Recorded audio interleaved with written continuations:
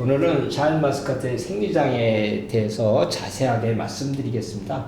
이게 우리나라에 들어온 지 거의 10여 년이 됐는데도 아직 확실하게 생리장애에 대한 것이 제대로 적혀 있지를 않습니다. 여러 가지. 그래서 여러분을 위해서 강의하겠습니다. 제일 먼저 나오는 것이 이제 새싹 시듬 증상이라는데, 증상이 이렇게 나오다가 시들어서 죽는 경우가 이제 많은 거죠. 이게 동해의 피해를 받아서 죽은 것이 아니라, 이것은 6장 양분 전환기, 이제 양분 전환기가 있는데, 전엽한 다음에 6매 정도 됐을 때 가장 많이 되고, 심하면 이게 고사하는 게 됩니다. 그래서 이 원인은, 가장 큰 원인은 뭐냐 하면, 말 그대로 시선될 온도가 35도씨가 되면 이게 아주 굉장히 심하게 되고, 또 토양 수분 관리가 제대로 안 돼서 토양 수분이 함량이 낮을 때 실내 온도가 35도씨가 되면 이게 약간 마르면서 이런 현상이 가장 많이 발생되고 있습니다. 그래서 이 대책은 제일 중요한 건 너무 수세가 도장하는 걸 막 수세가 적당하게 해줘야 되고, 그 다음에 이제 발화가 늦은 신초 봤을 때는 꽃송이를 확인할 수 있는 적방한 다음에 신초를 적심적역을 잘 해주고, 그 다음에 이제 한눈에서 주화 및 부화가 모두 발화할 때는, 발화가 늦게 하는 거는 이제 부화에서 한 것은 따줘서 수세를 조절해 주셔야 되고, 특히 질소가 과다하지 않도록 관리하는 게 굉장히 중요합니다.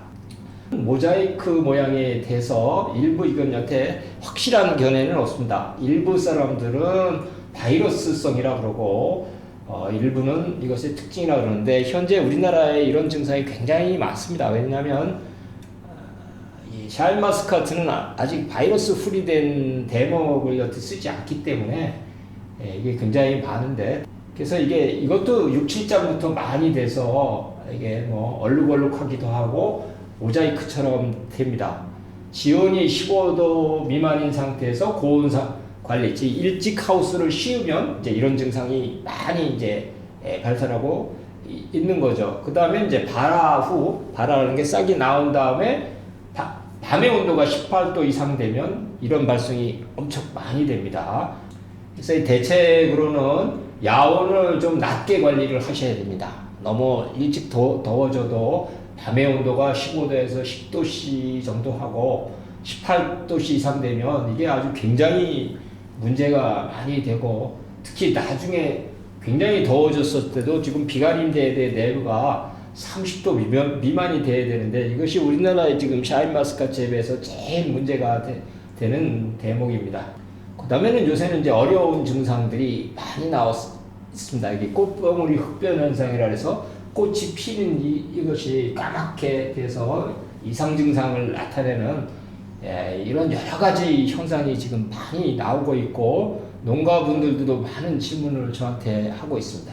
그래서 이 증상은 아까도 화면에서 봤지만 까맣게 됐다가 이게 떨어지는 건데, 역시 양분 전환기 시절에 이제 많이 오고, 양분 전환기하고 개화기 때 관수를 너무 많이 하면 많이 오고, 특히 세력이 강한 대목을 썼을 때, 즉 전목료를 썼을 때 더 많이 오고, 특히 시설 내 습도가 많을 때, 그래서 이게 개화 시에는 공기 습도, 시설 내 습도가 많이 올라가지 않도록 굉장히 조심을 해야 됩니다. 이런 방면은 여러 가지도 있지만, 전부 하우스를 멀칭한다든가 하는 것도 있지만, 요새는 여러분들이 그보다 더 좋은 지중점적 시설을 하시면 이것을 많이 막을 수가 있는 거죠.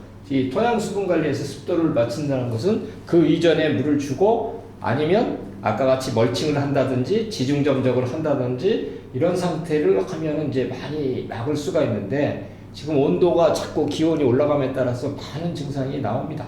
이제 화진 현상, 꽃돌이 현상은 옛날에 거봉이나 이런 것도 많이 오는 현상이죠. 그래서 이것은 꽃이 떨어지니까 너슬포더가 생겨서 문제가 되는 거죠. 그래서 이것은 여러 가지 문제가 생기죠. 수세가 너무 약한 경우도 나오고, 수세가 너무 강한 시기도 나오고, 또 날씨가 아주 나빠서 계속 비가 온다든가 안개가 많이 낀다든가 이런 경우도 많이 나옵니다. 그래서 이것은 여러 가지 있지만 수세가 강해서 오는 경우는 폴멘트를 섞어서 하는 경우, 또 토양은 적절한 수분을 유지 안 하면 화진 현상이 오기 때문에 이런 것들은 잘 관리를 해야 되고, 이미 그건 잘 아시겠습니다. 거봉이 아주 특별히 더 많이 오는 기 때문에 뭐 자인도 수세가 강하게 기르면 절대 안 됩니다. 개화가 이제 이렇게 달리게 되는 건데, 이게 뭐 너무 여러 가지 증상이 현재 나오고 있습니다. 이렇게 사진에서 보는 바와 같이 이렇게 중간중간에 이런 까맣게 되는 것도 있고, 뭐 뭉툭하게 되는 것도 있고, 껍데기가 안 되는 것도 있고, 엄청 많은 증상이 나오고 있습니다. 그래서 여기 써 있는 것 같이 뭐 여러 가지 증상이 나오고, 특히 이게 현재까지는 최저 기온이 10도 이하가 많이 나온다고 보고는 돼 있습니다만, 여기 써 있지만 완전한 원인은 아직도 잘 파악을 못하고 있습니다. 그러나 대개 그 양분 전환기 6매가 나왔을 때 뭐 온도라든가 수세를 적당히 맞추는 것이 가장 이게 좋은 거고, 특히 지베레린 이런 경우는 이런 게 나왔을 때는 GA 처리할 때 하고서 나쁜 것을 따서 버리는 수밖에는 현재 없기 때문에 이것은 앞으로도 굉장히 연구를 해야 될 것 중에 하나입니다. 황백색 과립이라 해서 이게 이제 정상 과립은 이렇게 색깔이 비슷한데 사진이 이게 없어서 색깔이 이렇게 완전히 하나는 하얗고 하나는 파랗고 이런 식으로 나오는 것이 많습니다. 지베레린 처리 후에 이제 녹색, 이게 황백색 과립이 흔하게 나타나고, 그러나 이제 대부분 2차 지베레린을 처리하면 이게 없어지는 것이 많죠. 그래서 이게 원인은 수세가 너무 약한 나무나 고온 다습하게해서 스트랩토마이신을 처리하면 이런 부분이 많이 일어납니다. 그래서 그 다음에 이것이 또 초기에 무기성분 흡수가 약하고 가스리 현상 같은 것이 많이 하기는 하나, 2차 지베레린 처리를 잘 하시면 뭐 그렇게 큰 문제는 되지는 않고 있습니다. 그러나 이 스트랩토마이신을 처리하는 경우는 꼭 그 처리 개화 전에 7일에서 14일 전, 뭐 대부분 한 12일 전에 꼭 준수하시고, 가장 중요한 것은 처리할 때 고온 다습한 조건에서 처리하시면 뭐 이런 증상이 많이 나오기 때문에, 너무 온도가 올라갔다든가 아니면 뭐 비가 온다든가 관수를 해서 이슬이 꼈다든가 이럴 때 GA 처리를 하시면 안 되고, GA는 가능한 한 이렇게 어떻게 되냐면 흐린 날 처리를 하시는 게 훨씬 좋습니다. 지베레린 처리 후 과면 장애, 이건 우리나라에서 지금 현재 가장 많이 나타나고 있는 거죠. 그래서 이렇게 동록이 쓴다든지 이렇게 뭐 한 줄로 나온다든지 이렇게 GA 처리하게 이렇게 자국이 남는다든지 해서 나중에 그 상품성이 떨어지는 그런 게 많이 나오죠. 그래서 이제 GA 처리했을 때인데, 이럴 때 많이 나오는 것은 이게 언제 그러냐, 맑은 날 또는 흐린 날 오전에 해야 된다. 맑아도 너무 이게 온도가 높으면 처리했던 GA가 말라서 쫄어 붙으면서 그게 약해를 일어나기 때문에, 가능한 한 흐린 날이나 온도가 높지 않은 개인 날에도 온도가 높기 전에 처리한다든가 저녁 때 처리한다든가 이런 식으로 해야 된다. 그래서 특히 여기다가는 GA 처리할 때는 가능한 한 전착제를 이제 안 뿌리시는 게 좋죠. 전착제를 뿌리면 너무 달라붙어 있어갖고 오랫동안 쫄아붙으면 이런 현상이 이제 나타나게 되고, 특히 30도 이상 되는 때 약액이 빨리 말라서 쫄아붙으면 이게 약해가 많이 나오죠. 그 다음에 이제 상대 습도가 80% 이하일 때는 이게 건조하는 시간이 너무 빠르기 때문에 약액이 침투하는 것보다 쫄아붙어서 그 농도 피해를 일으키기 때문에 이런 거를 조심해서 해야 되고, 대체의 그릇은 화관을 잘 털어내고 지베레린 처리하고, 빨리 흔들어서 털어내고 너무 많이 묻지 않도록 고온 다습 시에 처리하지 않고, 수세가 약하면 이제 이런 게 많이 나오기 때문에 그 꽃 하나의 크기가 파달 정도 크기만 했을 때 하셔야지, 너무 어렸을 때 하시면 피해가 큰 걸로 되어 있고, 이것은 왜 중요하냐면 과실 표면에 오기 때문에 이런 증상이 오면 나중에 팔 수가 없습니다. 그러니까 이건 여러분들이 굉장히 조심을 해야 됩니다. 예.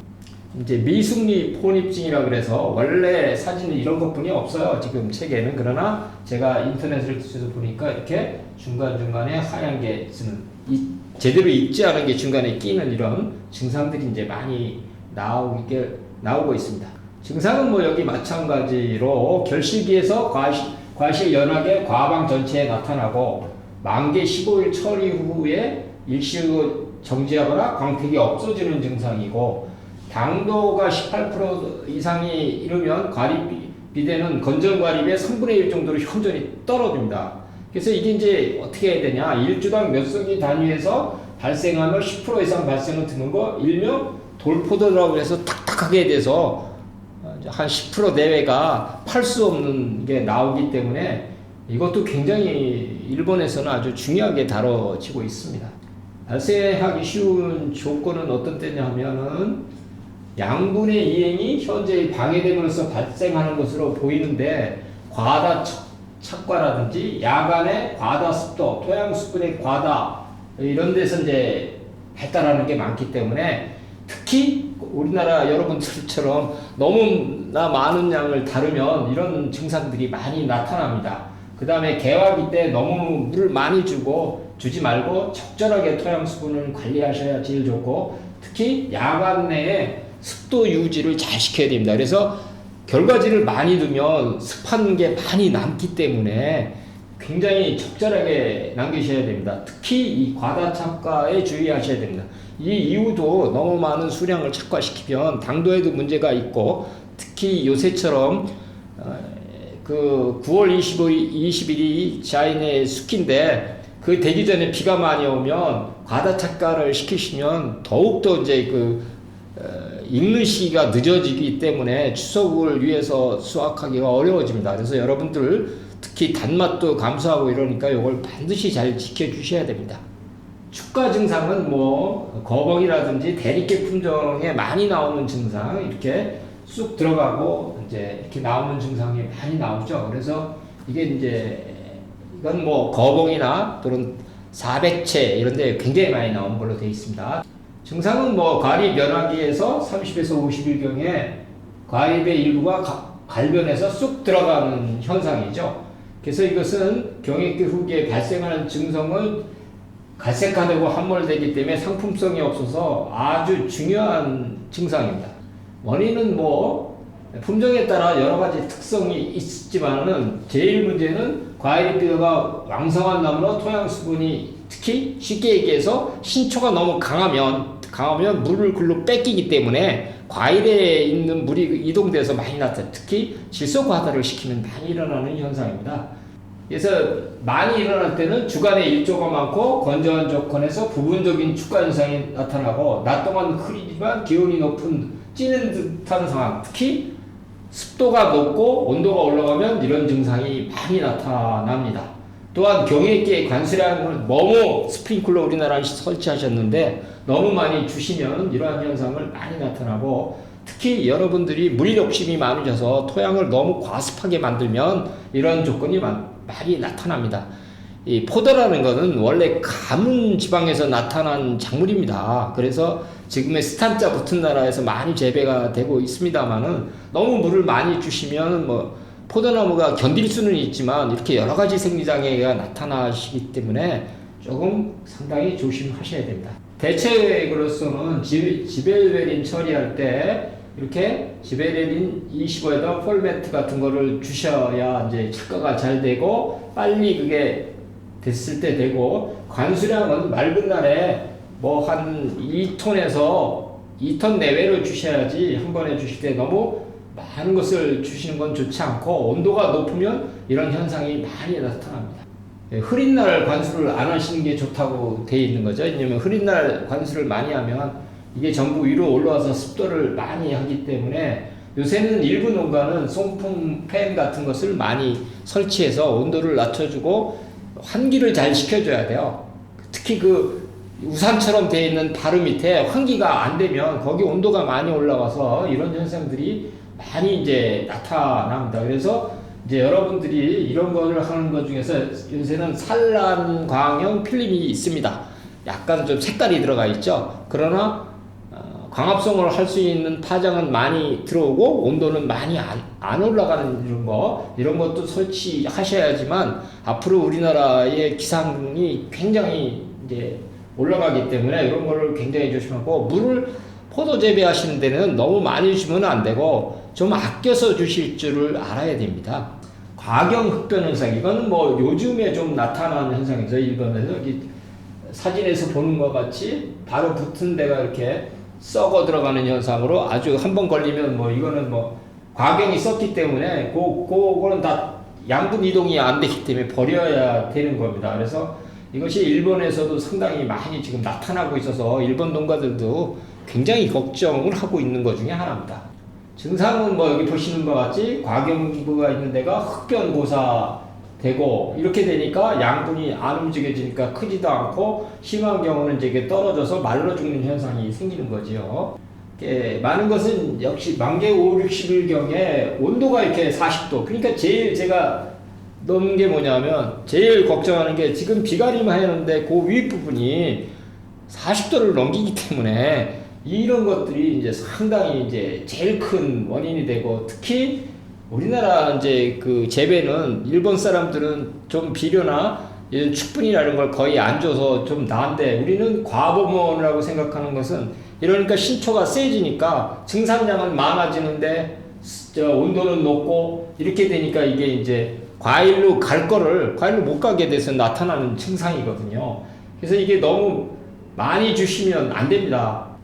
여기 보시면 이제 치운 조건은 뭐 쭉 나오지만 축가증 초래하는 것처럼 질소가 많다든가 미숙 수분 흡수가 늦게 되는 게 이렇게 되고 또 온도가 30도 이상한 경우가 이제 해서 심지어 이렇게 물을 미세살수를 해서 낮추라는 것도 지금 어떤 게 돼 있기도 하고 또 테레키 오비 대목 같은 대목은 이제 이게 수세가 세져 갖고 이제 많이 나타나는 증상으로 되어 있습니다.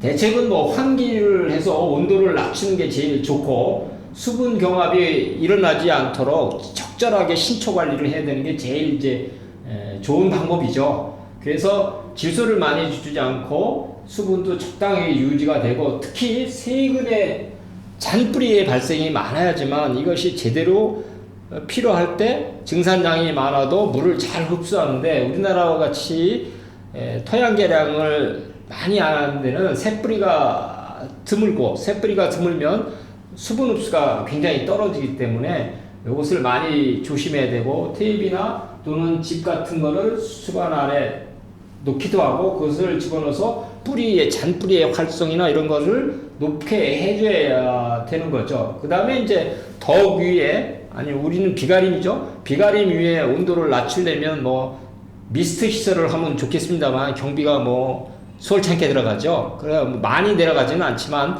한 1.5도씨 이하는 내려갑니다. 그래서 직접 뿌리는 것보다는 하우스 위에다 뿌리는 것이 훨씬 더 이제 좋은 방법입니다만. 그래서 이제 살수하는 방법이 나와 있고, 그 다음에 이제 과립이 2.5mm 이상에서 이제 굵은 과립에서는 발생이 적고, 수세를 약간 좀 강하게 하는 것이 알맞게 하는 게 좋기 때문에 개화기 전후에 뭐 너무 강한 경우는 환상 막피도 해야 되지만 굉장히 위험한 방법이죠. 조금 조심해서 너무 수세를 세게 하지 않는 게 좋다 하는 겁니다.